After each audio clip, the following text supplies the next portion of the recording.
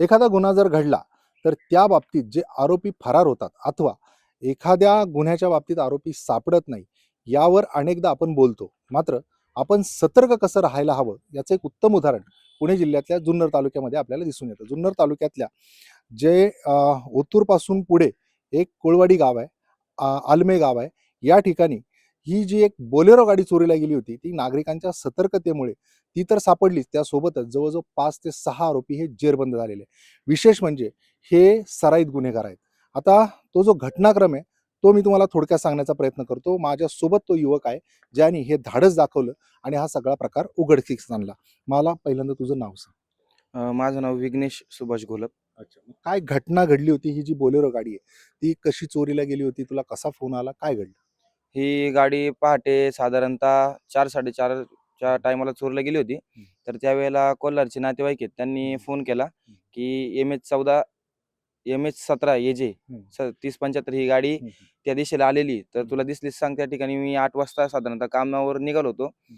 त्यावेळेस मी फोन आला मला हं. आणि मी कामावर जात असताना कोळवाडी या ठिकाणी मला ही गाडी अडवून आली. अच्छा. तर मी त्या तर या नातेवाईकांना बाजूला जी गाडी आहे, ती आपण दाखवूयात. हीच ती बोलेरो गाडी, जी बोलेरो गाडी चोरीला गेली होती. आता पुढे काय झालं? मग त्यानंतर ती गाडी मला आढळण्यात आली. तर मी गाडी कन्फर्म करण्यासाठी मग त्या नातेवाईकांना फोन केला. ते म्हटले हीच गाडी आहे म्हणून. तर त्या ठिकाणी गाडीत मी पहिल्यांदा डोकावून बघितलं कोण आहे का? तर तिथं कोणच नव्हतं. पण गाडीला चावी होती. त्यामुळे मी आधी चावी काढून घेतली. ती निघत नव्हती, पण मी बळजबरी काढून घेतली चावी.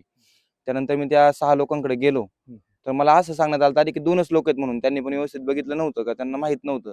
तर तिथं 6 लोकं निघाले. तर मी त्यांना थोडंफार आमच्यात वाद झाले आणि मग ते उठले सगळेच्या सगळे आणि मला धक्काबुक्की करत हॉटेलच्या बाहेर आणलं आणि त्यात मला थोडं लागलं, थोडं त्यांच्या हातातून मला चाकू थोडा लागला.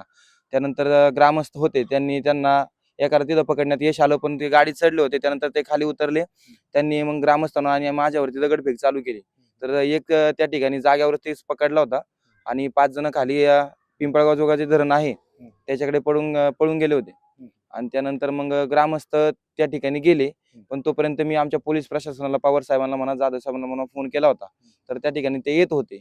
पण जे 5 जण गेले होते त्यातून एक गाळात अडकला आणि त्याला पकडण्यात मुलांना, ग्रामस्थांना यश आलं. नंतर ते 4 जण जे होते त्यांच्या मागे ग्रामस्थ गेले होते, पण त्यांनी देशी कट्टे काढून फायरिंग करून ग्रामस्थांना घाबरवलं. त्यामुळं ते पण घाबरले आणि माघारी आले. त्यानंतर मग ते आलमे आणि लेण्याद्री या ठिकाणी सापडले. तर हीच ती गाडी होती ना? हो, इथे मला दाखवशील ह्या गाडीमध्ये कशा पद्धतीने काही चाकू पण ठेवला होतास तू सांगतोय. कसं कसं गाडीमध्ये एकूण हे सगळं होतं इथे? गाडीच्या इथं मिरर वरती आहे ना, हं. इथं हं. इथं या ठिकाणीच्या सुरीसारखं काहीतरी हं. ठेवलं होतं. हं. कळचीसारखं, पण कळचीची अर्धी साईडच होती. हं. टोकदार होती ती या ठिकाणी ठेवली होती. बाकी पाहणे बिणे हं. शस्त्र मागून बॅग बिग होत्या त्यांच्या. हं. असं या ठिकाणी सगळं ठेवलं होतं. पाने बिने, हं. परत शटर खोलायचे मोठे पाने होते. हं. म्हणजे ह्या जीपमध्ये त्यांच्याकडे सगळी हत्यारं होती. हत्यारं होती. अच्छा, तुझ्यावर हल्ला पण करायचा प्रयत्न. हो, हल्ला करायचा त्यांनी प्रयत्न केला. सुरुवातीला ही जी गाडी तुला दिसली, ती कुठे दिसली तुला? म्हणजे जे अहिल्यानगर कल्याण महामार्ग होता, त्या महामार्गावर त्या एका छोट्या कोणत्या हॉटेलमध्ये दिसली आणि तू त्यांच्याशी कसा संवाद साधला पहिला?